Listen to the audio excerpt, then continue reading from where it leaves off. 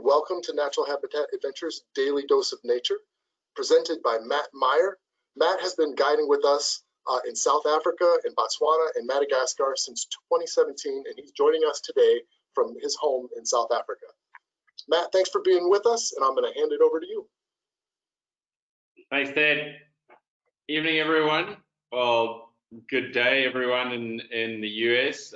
It's 9 o'clock at night in South Africa, and it's pretty chilly. You can see, I don't know if you can see me, but I'm wearing a buff, and yeah, we've got a cold front that's just hit the country, so it's a little bit chilly here, but it's great to be back. And tonight I'm bringing to you some of my most favorite animals to follow in the Savanna and in Southern Africa.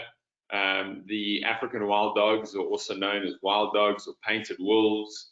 They are, as you can see, quite interesting looking creatures. They are the most color diverse of any of the Canidae. So they've got the yellow, the black, the white, the brown, and they've got a lot of other very distinguishing features that separate them from the rest of the Canidae. But their name, obviously, the painted wolf is from their pelt that you can see in front of you right now. So let's move on. Let's move forward with tonight.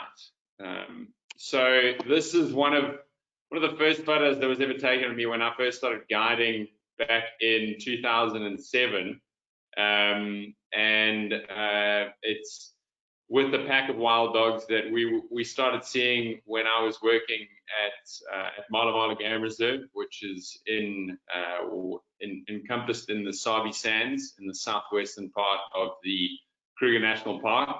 And it was one of the places that I was fortunate enough to observe and to follow these incredible creatures for the 9 odd years that I worked there.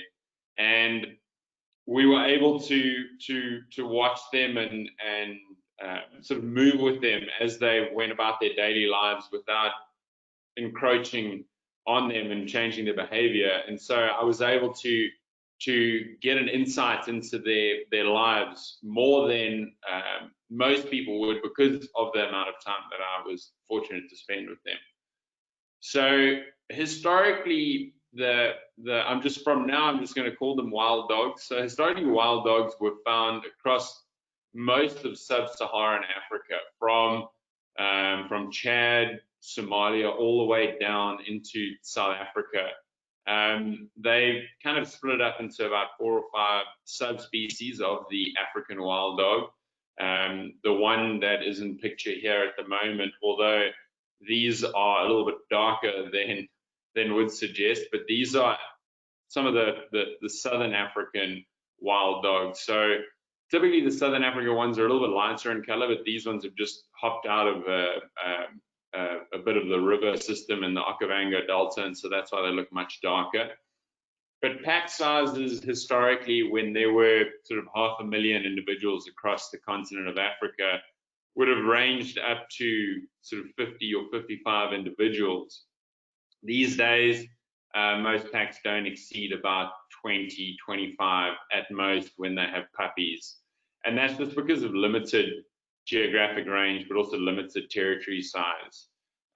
You can see here just how sort of widespread they historically were. They don't do too well in mountainous areas, high altitude. They prefer more open woodland, savanna, grassland. And so you can see where they were, where they are now. The red indicates where their strongest populations are, and you can see the biggest blotches are there across Botswana, a couple in South Africa, then up into Chad and Sudan, and then in Tanzania and Northern Mozambique.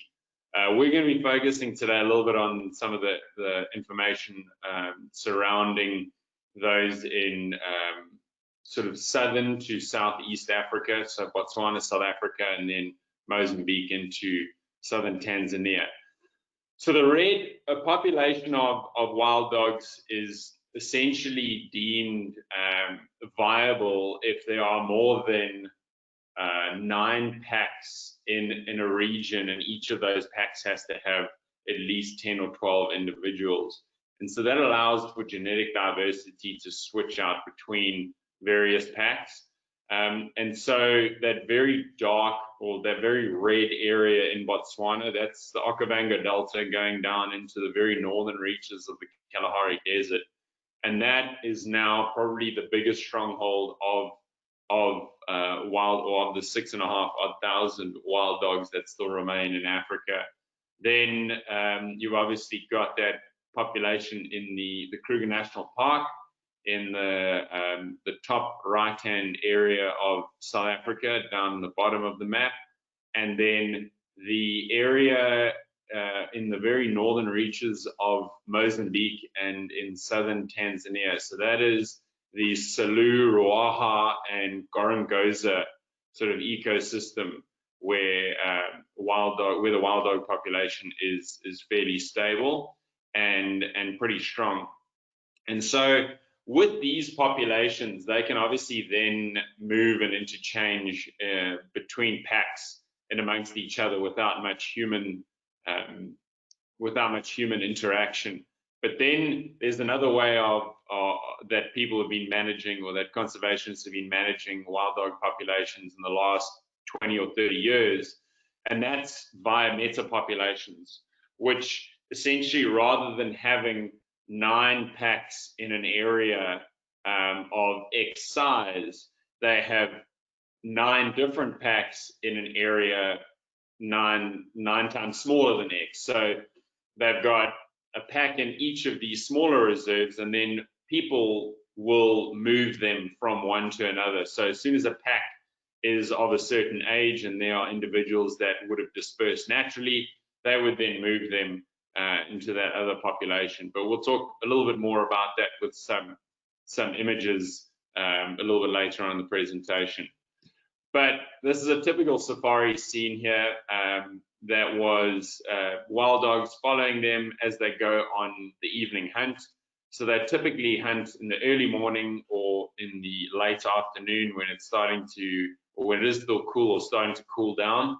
They're one of the few heat adapted animals that are actually being negatively affected by global warming, in that their windows where they can be active is getting smaller and smaller during the warmer times of the year. So when they're typically used to being 2 or 3 hours early morning summer in Africa, now they've only got an hour to go hunting. So they are heat adapted, but they don't fare very well with the much shorter time frames they can hunt in. But you can see there just a few things that are distinguishing of wild dogs. They've got these massive round ears. Their unique blotching on their coat is they stick out, and then that white tail. So that tip of their white tail, it's their follow me signal when they're hunting, and it allows them to find each other in thicker and longer vegetation. And then the thing that separates them from most other canidae is that lack of a 5th toe. So their dew claw, they lost that, or that evolved out of them about 2 million years ago, when there was divergence from the rest of, they split off from what are now known as, or what are now the species, the black-backed and the side-striped jackal, and then from them, the rest of Africa's canids came. So you had the Ethiopian wolf, and then several others would have evolved from them at about 2 million years ago. And so that allows them to then reach those speeds that they are very well known for, and to carry on running for the length of time that they do. They run down their prey. They're not speed hunters. They don't necessarily stalk up to prey, but they will run them down for miles at a time until the prey is tired, and then that's their hunting technique. So very, very curious by nature, but also not trusting of humans at all, which is it's the main reason that is thought that they haven't been domesticated, is their lack of trust in humans, but their curiosity is always great. And this is a photo. I've got similar photos like this, but none that show them as close, where you put a GoPro on the ground and they'll come up and sniff the GoPro. And I had a video actually of a wild dog puppy picking mine up and carrying it away, and they used it as a play toy for a little while. But they're very curious, and that curiosity enables them to read their environments a lot better than some of the other predators. And they are an alpha run system. So their pack is run by an alpha male and female. This was an alpha female that denned on Mala Mala in 2014, and a pack, typically, let's say a pack is 10 or 12 individuals. You'll have the alpha pair, and then you also have a beta pair. And the alpha pair are obviously in charge of everything, and the alpha male and the alpha female will mate, and they will have anywhere up to 12 to 16 pups in a litter. But it has been known that the beta pair will also mate, and if the alpha female, if she's not threatened by that, sometimes, and it was such in this occasion, she will let the beta female give birth, and then they'll have two separate litters of pups, but the alpha female will raise both of the litters. In other cases, if they're very stressed, it's a drought, or there are lots of lions in the area, and the alpha female doesn't feel that both of the litters can be reared successfully, she will either kill the pups when they're born, or she would have already stressed out the beta female to the point where she will miscarry, and then those pups just they won't be reared by the pack. But this pack, they came to den at Mala Mala, and we first started seeing these little puppies pop out, and they usually will have, like I said, between 8 and 12 pups, and at about 4 to 6 weeks, the pups will start to emerge from the den, when the adults will start bringing back food for them to eat. So the alpha female will never leave the den until the pups have started emerging, and so she's sitting there babysitting all day until the rest of the pack come back with food for her. And then these little pups start to emerge. And so we were watching these puppies emerge, and we didn't quite know what the outcome was from the beta female. And so these puppies were emerging.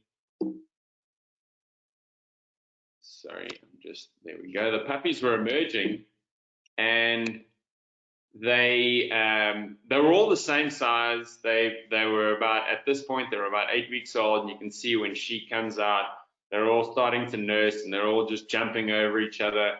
And because there's so many, she can't lie down when she nurses, so she actually has to stand up. And then about a week or two later, smaller heads emerge. And there were about 6 or 7 of the older pups and about 4 or 5 of the younger pups. And you can see here the female carrying one of the smaller pups, and then a smaller pup in amongst the bigger ones there. And so the alpha female adopted the second litter that was from the beta female, which it's not often documented, and this was certainly the first time I'd ever seen it, but it's just a fascinating insight into their sort of pack dynamics and how things go. And this was a year that the lion numbers were significantly lower in that area of the reserve. It was a particularly dry year, and so people often ask, "Oh, when would be the best time to see wild dogs?" And you can see wild dogs any time of the year, but they're more sedentary in certain areas around the winter months when they den. So this pack didn't leave this area, and they would go hunting and up to 5 to 10 kilometers, so 3 to 6 miles away from their den, they would be hunting, but they would always come back to the same den. And so the winter months are typically the best times to if there is a pack of wild dogs on a certain reserve, it's your best chance to see them. But they raised both of these litters, and at the very end, I think it was about an 80% success rate from both of these litters, which is really high for wild dogs, and especially considering that this female reared both litters, both hers and the beta female's litters. So you can see the picture on the left-hand side. That's one of the adult dogs coming back from a hunt. You can see it's completely covered in blood there. They would bring back, regurgitate, and then on the right you can see the pup playing with a couple of the little scraps there. They're very playful. With their curiosity comes playfulness, and I've seen them completely enthralled in a hunt, and then one of them decides he wants to play, and they abandon the hunt and they start playing. So at about 8 weeks old to 12 weeks old, these pups are then completely weaned off, and they are entirely eating meat. So the adults have got to satiate these appetites of these tiny little these dogs, that they are one of the few canids that, and that's another distinguishing feature of them, is their dentition is almost designed entirely for meat consumption. They don't eat, because a lot of dogs will supplement eating certain vegetation at certain times of the year. Wild dogs are hyper carnivores. They only eat meat. They don't, at a kill, your other carnivores will eat some of the stomach content or other vegetation of the animal they've killed. The wild dogs will not do that. And so that's one of the other sort of defining characteristics, is their hyper carnivore-ness.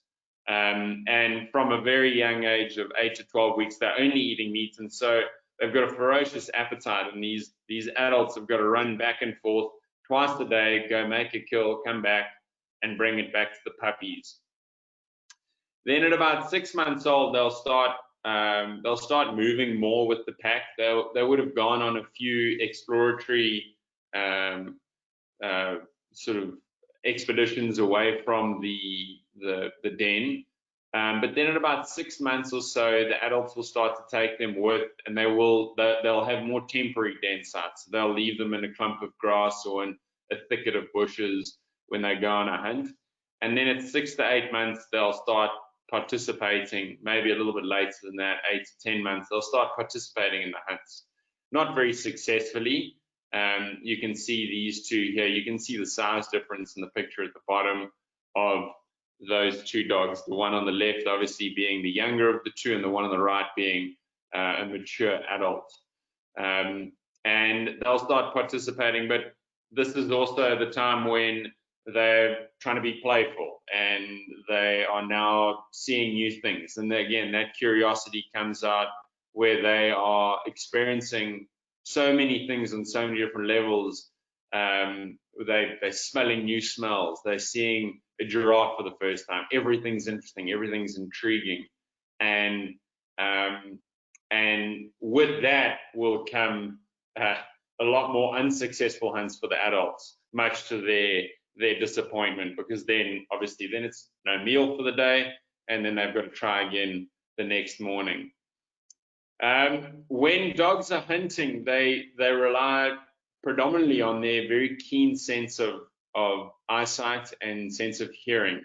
Those ears are radar-like, and they move independently, so they can listen out, they can hear for one another, they communicate via they vocalize with very chirping sounds, almost like a bird, more than a bark or a yelp or anything. They chirp more than they bark, and then they've got a very whooping, like a woo, woo, woo, is their communication. So whenever, or their communication call. So whenever they would be separated on a hunt and they want to call back in on one another and see where the rest of the pack is, they would make that whooping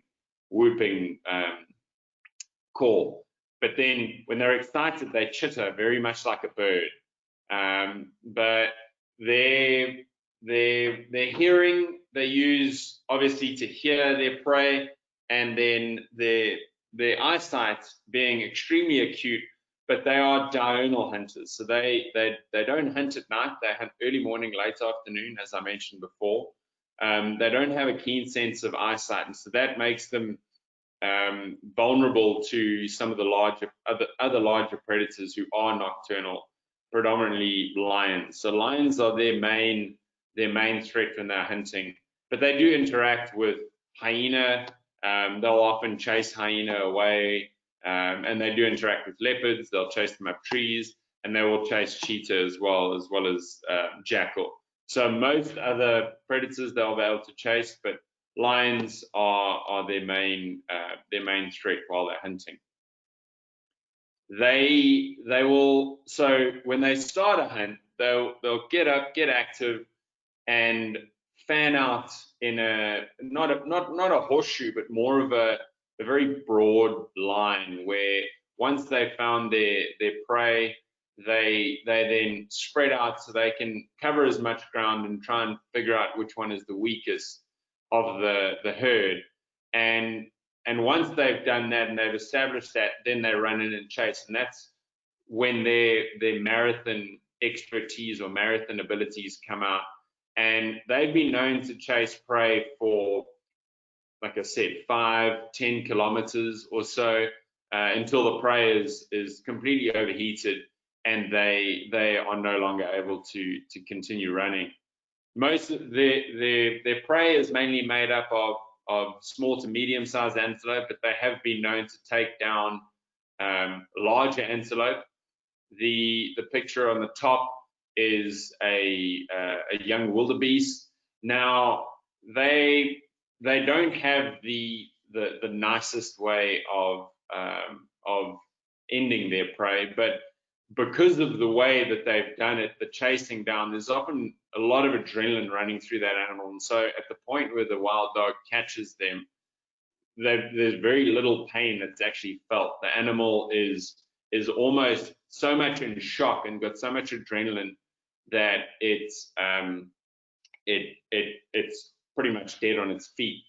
But one of the tribes in South Africa, the Shangaan Tribe, who they're in the area closer to the Kruger National Park.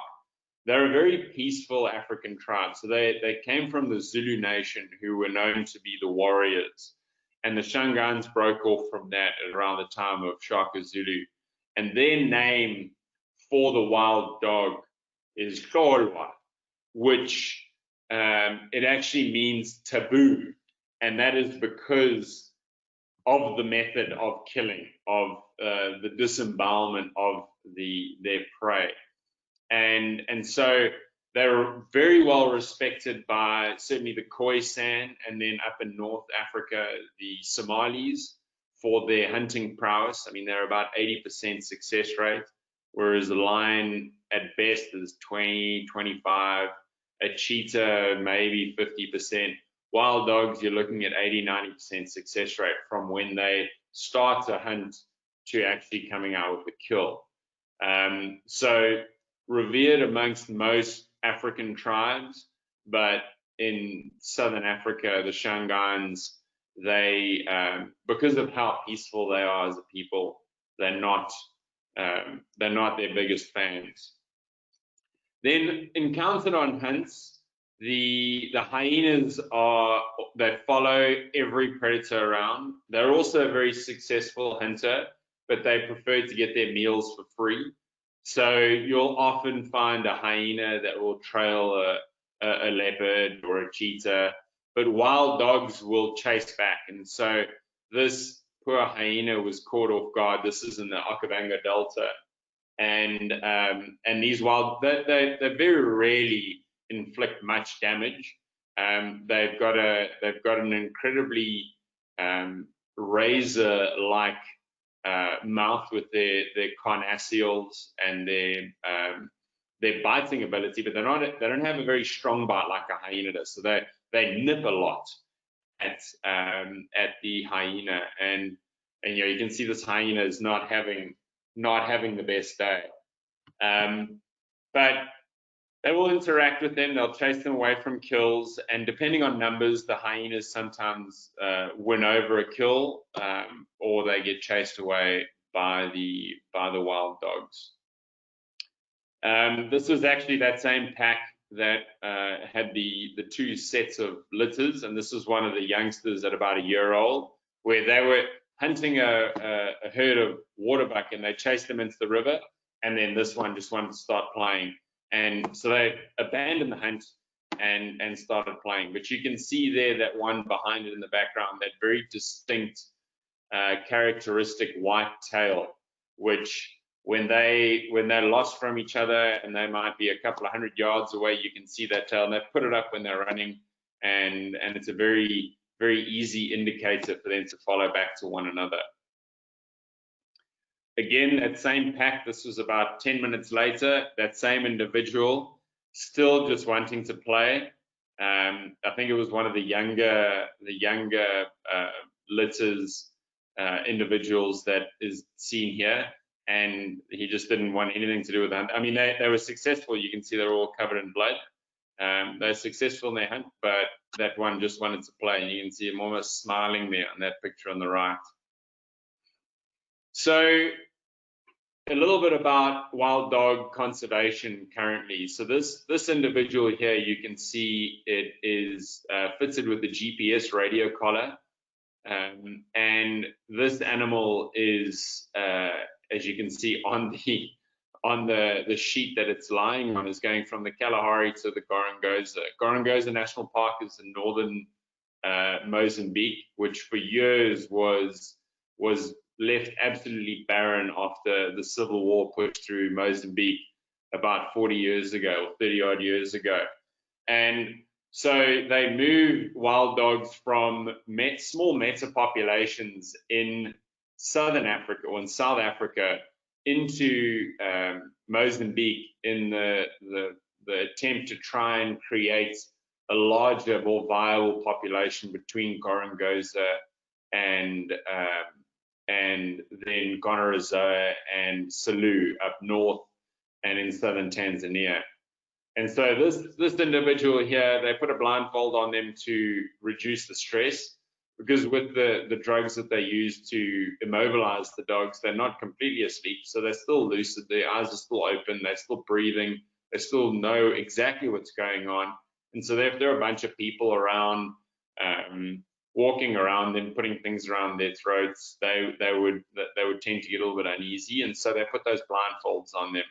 Now, this animal will be moved by this from the Kalahari to the Gorongosa would be by aircraft, but in the smaller meta populations in southeastern South Africa, they will drive them from reserve to reserve. So as soon as 2 or 3 adults, males, because typically when they disperse from their paternal pack, the young males will all go off together, and the young females will all go off together in search of groups like one another of the opposite sex that they can then establish and set up a pack and a territory or a home range themselves.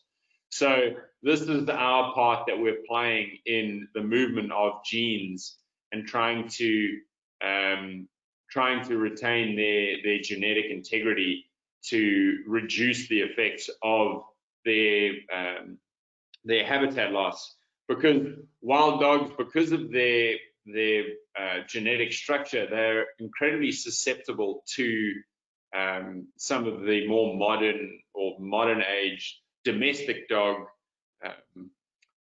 diseases like rabies and canine distemper. And because of their socialness and how social they are, they will they bite each other and they play with each other and they switch food from one another, they regurgitate. There's a lot of movement and swapping of saliva, And because of that, if one individual in a pack of 10 or 12 or 15 contracts rabies or canine distemper, that entire pack will be wiped out within a week or two because of that susceptibility to that disease based on how their socialness is. So in doing so and in moving animals across from place to place, they can obviously then test them as they dart them. They can do blood work on them, and then they can move the genes around to create more viable small populations within that meta population. So this here you can see this guy's he is fixing a radio collar to one of the dogs. They're very strong, and they don't. The battery life will be 18 months to 3 years, depending on where they are. But it doesn't interfere with the dog, with their activities, with their behavior or anything. They don't like them for the first couple of days, and then afterwards they're running around like nothing happened. And these are with radio telemetry, so shortwave radio links. But there are some very sophisticated collars that will allow their positions to be monitored every 15 minutes via a GPS SIM card. And so that then just gives these guys a little bit of an insight as to how the packs move, where they will settle, for how long they'll settle, and then their dispersal if they do move out of the home ranges that they were put in. So this was one of the larger movements, and this was by Wildlife Act. They were moving wild dogs from South Africa into Northern Mozambique, and they moved a pack of about 12 of them. So they picked up an entire pack and reintroduced them into a reserve where wild dogs had been extinct for many years. And this was then the start of one of the populations that we were looking at in Northern Mozambique, and they've connected with the ones in southern Tanzania in the Selous. So with all of these projects and things that are on the way with wild dogs, there's a hope for them in the future.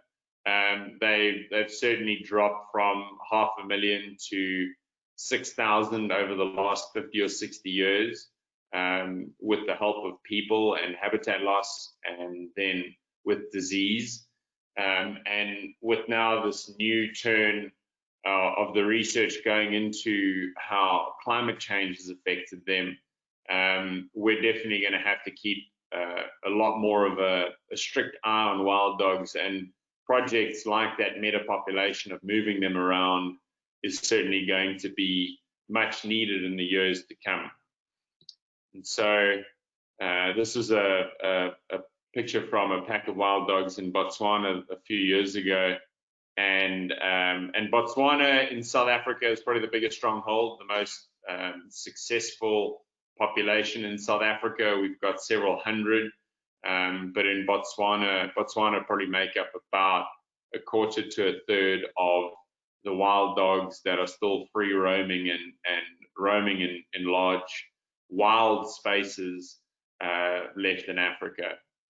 And so thank you to everyone, and yes, if anyone that has seen any of my other webinars or knows me at all knows that I have an affinity for rhinos, and so this is two of my favorite animals in one shot, and certainly two animals that we're going to need to keep a lot more focus on over the years to come.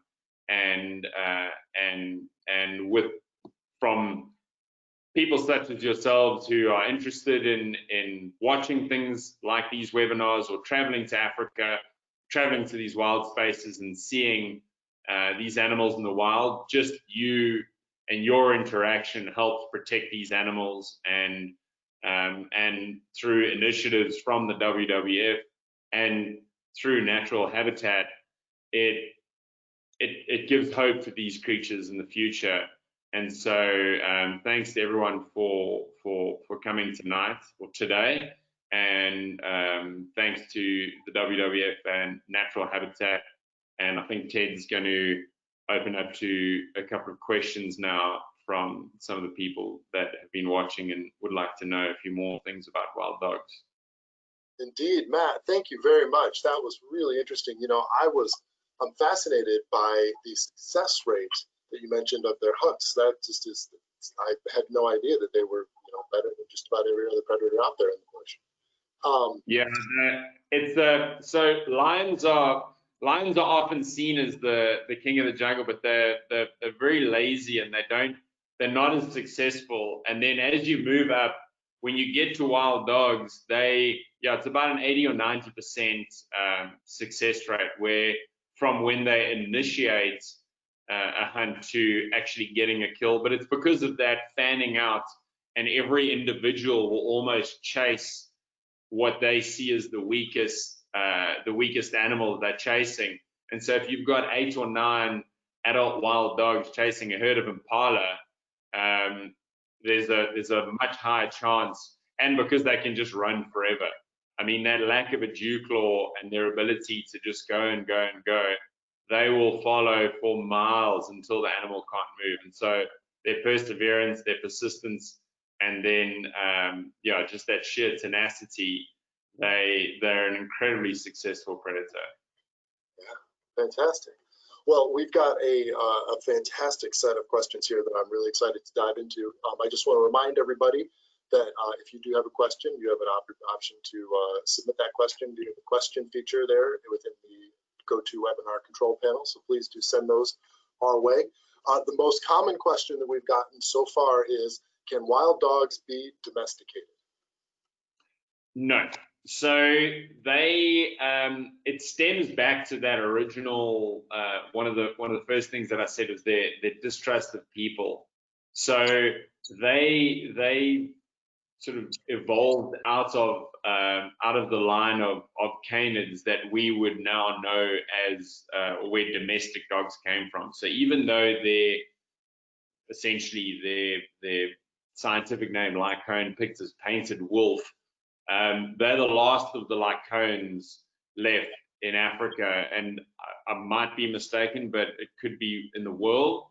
And they are not there's no ways to domesticate them, and it's actually there's almost no ways to have them in captivity. They don't do very well in captivity.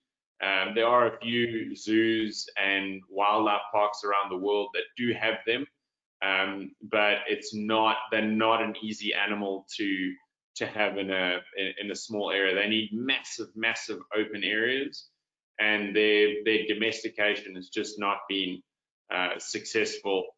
And from all the research that I can see, it stems back to that complete distrust of humans. There's never been in the wild or any wild interaction, there's never been a single human fatality to wild dogs. Wild dogs would just rather avoid people than have any interaction with them.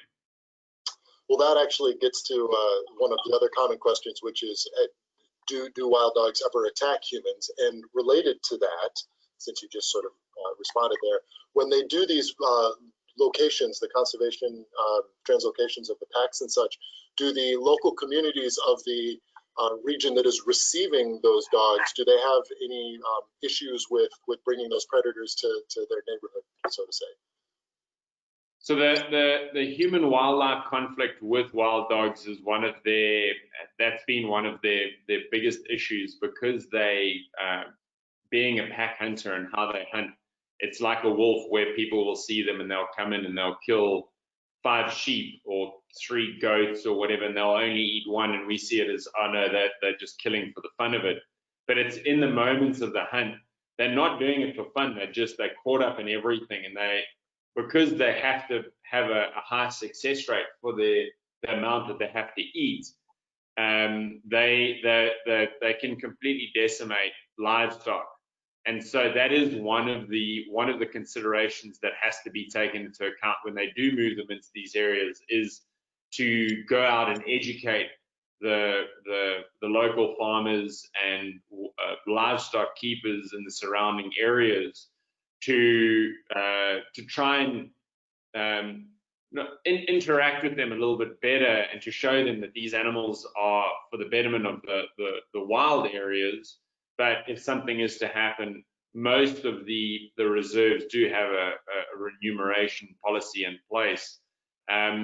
Because wild dogs, they're not easy to contain. They'll get through an electric fence if they want to. And so they've only really taken them into really large reserves, and then those meta-population reserves that are smaller are very well fenced, and they try and keep them in. But again, one of the only reasons why a wild dog would want to go out of a fence is if they don't have their prey inside, or if they have that instinct to disperse. And so by going and darting the 2 or 3 year old adolescents and then moving them to another reserve, you're essentially doing that, and you're taking out their need and necessity to go running through rangelands. But it does still happen, and it is certainly still one of the things, probably one of the biggest issues that needs to be taken into account when deciding where to disperse and take these individuals to. Excellent. A couple folks have had questions about the relationship of wild dogs to hyenas or Ethiopian wolves. Is there any sort of lineage there or relationship? No, nothing. I mean, when wild dogs were first, I want to say discovered, but when they were first documented, one of the first taxonomists to document them was I forget his first name, but it was Timmick in Mozambique. And he actually clumped them into the hyena days, but they are not related to hyenas. And there was divergence evolutionary long time ago from the Ethiopian wolf, but no, they don't share any direct genetic lineage with those two. That goes anything earlier than 2 or 3 million years ago. A few folks asked about the susceptibility of the wild dogs to some of these diseases that you covered a little bit. One common question though is like, are there any vaccination programs or deworming programs that are applied, especially during some of those sort of research stops and even translocations and such? Yes, so yes, for both of those. So we actually we underwent a pretty extensive rabies vaccination process at Malamala. I think it was in about 2010, 2011, where we darted and inoculated every predator. But it was because there were domestic animals that had been found to be rabies positive, tested positive outside of the reserve. If there aren't any cases, active cases of rabies or canine distemper within the reserve, there is no need to do it. But when they do that sort of thing, when they do move them, they do inoculate them. And with wild dogs, that it'll be within about a week or two of it contracting rabies. It will the whole pack will be decimated, and so it's a very short window compared to domestic dogs. But when they do move them, yes, they do inoculate them, and then there are inoculation protocol when there's a domestic feral dog, let's call it that does test positive for rabies or distemper in a surrounding area, because it can be carried by other predators. It can be carried by feral cats, feral dogs, and then into the predator chain of lions, leopards, wild dogs. But with a lion or a leopard, that individual it might infect 1 or 2 other animals and then it'll die. But with wild dogs, because of their social structure, they would come back, and within a day or two, the entire pack has whatever disease it is that it's contracted because of the contamination of the saliva. So yes, they do inoculation programs when they do move them. All right. The pack that you mentioned that was moved into Mozambique, Were they successful in their new home? And related, how long does it take for these packs to adapt to their new environments when they are translocated? So as far as I know, yes, they have been fairly successful. It's an ongoing process. So the more time that they give, the more successful they'll be able to see how they have been. But with wild dogs, when they move into a new area, as long as there's not much pressure from other predators, particularly lions, they can adapt pretty quickly. They will encompass an area, they'll set up a home range in a territory, and so long as there is enough prey to go around, they will adapt to it pretty well. The next hurdle to get over is then when the next generation needs to disperse. And so after a couple of years, once the pups have then become adolescents and sub-adults, then all of the young males want to start running off and looking for young females. That's when you've got to sort of step in and either bring in others from another area or take those out. But those ones that are going into Gorongosa, that is as I mentioned, it was an area that was completely decimated by a civil war that Mozambique went through a few decades ago, and so it's starting to pick up and it's starting to recover. And having an apex predator and a keystone species like wild dogs that have been absent from an area for so long, I think we're going to start to see changes in ecosystems, much like we saw in, for example, Yellowstone when they reintroduced wolves, and how certain species had just been allowed to thrive, and that had negative impacts on the vegetation, watercourses, geomorphology. And now with wild dogs coming in, being such prolific hunters, because lions will hunt a lot, and they're big animals, but they don't consume near what a wild dog does in terms of amount. They eat a lot, but then they sit and do nothing for a week. Wild dogs, a pack of 10 wild dogs needs an impala or two minimum a day just to sustain them running around. And so I think there are going to be big changes that we'll see in Gorongosa as to how the ecosystem now adapts to having an apex predator or again. And I think it'll be very similar to what we witnessed in Yellowstone and what we have seen over the last 20 odd years. What are the best locations and best times of year for opportunities to see wild dogs? They can be seen year-round in a lot of the Okavango Delta in central Botswana, northern Botswana, and then obviously in the area surrounding and in Kruger National Park in South Africa, and then some of the smaller reserves in southeastern South Africa, and then up in the Selous and Gorongosa and Gorongosa areas in northern Mozambique and southern Tanzania. But in terms of time of year, they're not very stagnant or static. Let's say in summer. In summer they move around a lot because they need to try and avoid when you've got water everywhere, you've got grass everywhere, you've got predators everywhere. So in the summer months they're a lot more sort of vagrant. They move around a lot more. In the winter months when they're having pups and they're denning, that's almost probably the best time to see them. And then it's also the easiest time to see them in terms of vegetation. So when the vegetation isn't as thick, they're a little bit easier to see. But finding them and seeing them is one thing, but it's actually keeping up with them. That's probably the most difficult things. I've damaged my fair share of Land Rovers trying to follow a pack of wild dogs through an area that I probably shouldn't have. But I mean, it's a lot of fun. It really is a lot of fun for anyone that's ever been on a wild dog hunt when you're following them in a vehicle behind will agree with me on that.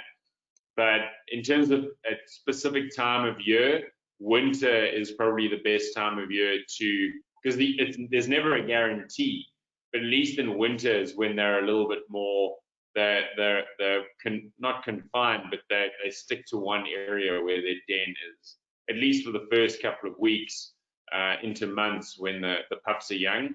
And then when they start moving, when the pups are getting a little bit older and need to move away from the den, they're still within a lot smaller of an area than in summer when they just move around extensively. All right. What is the average lifespan? How long do they live? And what is a average size for an adult wild dog? Weight. So this wild dog that we can see here in the picture, I think actually that might have been the alpha male of that pack, and he looks very big. I mean, he's got a very full belly. They've just finished a hunt, but one of the other adaptations they've got, in addition to their lack of dew claws, they've got they look skinny, but they've got their bone structure is a lot more lightweight than what you would think. So like a big adult male dog like this might only weigh 45 or 50 pounds. And they can live up to sort of 12 or 15 years old at a very long age, but a mature adult dog, typically 7 to 12 years would be a good lifespan. They have been recorded older, but with their issues with human encroachment and the like, and then also their susceptibility to diseases and that these days, their lifespan has gotten a little bit shorter. So you're looking at sort of 3.5, 3 feet or so at the shoulder, maybe 50, 55 pounds with a full belly, and can live up to sort of, let's say, 12, 15 years or so. There have been a number of questions about the alpha pair and how they come to be. Like, how are the alpha pair chosen, and what happens when a pair, one of the two of them is killed or both of them are killed? How does the process of choosing the pack leads come about? So let's go to the first part of the question. If the alpha pair, if one of them dies, or if both of them die, the pack will just disintegrate. So then all of the males will go and all of the females will go. And typically during that, so if you rewind to when it would have just been males and females dispersing from their maternal pack. So let's say 2 or 3 young males leave their maternal pack at 2 or 3 years old. In that initial phase, they will then suss each other out, and they will then figure out their hierarchy. And when they then meet up with their dispersal counterparts of females, they would have then already established that, and then the alpha of that and the alpha of the males and the alpha of the females will then become the alpha pair. And then it's typically down the ranks with your beta pair, and it doesn't go much further than that in terms of you've got an alpha and a beta, and then the rest of the pack is their support system. But typically, if an alpha pair die, then the pack will disperse. They'll split up. They'll disintegrate their ranking, and they'll move on to a different area and set up and establish a new pack system and structure. All right. Apologies for this. Wolves and raven work together on hunts. Do wild dogs work together with any other animals on hunts? Not that I'm aware of. No. I know other animals will follow wild dogs, but typically they do pretty much their own thing when they go hunting. So nothing that I've heard. But I mean, there are a lot of new and interesting theories coming out. Like one of the theories that's come out of wild dogs in the Okavango Delta is they might have found a correlation between sneezing and that's their signal, that's their cue during a hunt, to determine who wants to go hunting, who doesn't want to go hunting. And so, I mean, we don't know. I think there's a lot more research into wild dogs going into wild dogs now than there was 20 or 30 years ago. And so something might come up where there's a correlation with another species. But so far as I know, no, there's no relationship like ravens and wolves that exists with wild dogs. Okay. Is poaching an issue for wild dogs? But like direct poaching, like we see with rhinos or lions or elephants, not really. It's mainly the human wildlife conflict. So if they kill livestock, they will be eradicated. They're seen as vermin. I mean, in Zimbabwe, I think it was around 1977, 1978, in 1 year alone, there were 3,000 or 4,000 wild dogs killed just in Zimbabwe because they were seen as vermin, and those weren't by livestock farmers, or those were by conservationists because they were seen as feral dogs. So their demise is more so on the loss of habitat and the direct conflict with people.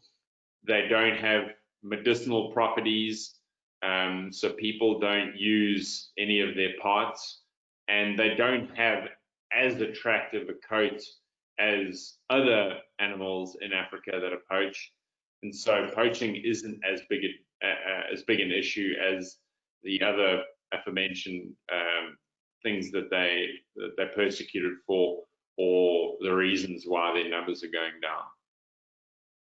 And who pays for wild dog research and conservation efforts? So directly linked to conservation tourism. So you can just by going on an African safari, you come on a safari with NatHab, and the money that you spend going on that contributes to the conservation of these animals. Specific projects like that movement between meta populations, those are often funded by organizations like the WWF, like that Wildlife Act, which is a volunteerism project where people can go in and volunteer as part of a tourist experience, where they will then pay for one wild dog to be moved across to another reserve. But yeah, your conservation and travel tourism dollars directly contributes to these projects into the preservation of wild dogs and of many other endangered species, like the rhino in the background of this picture, elephants, lions, anything really that needs protecting. Tourism dollars are what allows for that to happen. Excellent. Well, I want to thank everybody for submitting such fantastic questions. I'm sorry that we don't have the time to get to all of them. But at this point in time, I'm afraid we need to wrap up. So I just want to say, Matt, thank you very much. That was a fantastic presentation. Do you have any closing words you'd like to share with our audience? No, just thanks, Ted, and thanks again to NatHab and the WWF. And yeah, Africa looks forward to welcoming, and the wild dogs look forward to welcoming everyone back as soon as we are able. And yeah, thanks for listening in tonight. Great, thank you, Matt. Please, everybody, join me in thanking Matt, and join us again for another Daily Dose of Nature webinar next week. We did record today's presentation, and you will be getting an email with replay details on that in the coming days. With that, this concludes our webinar. Thanks again for joining us, and I hope you all have a wonderful day and weekend.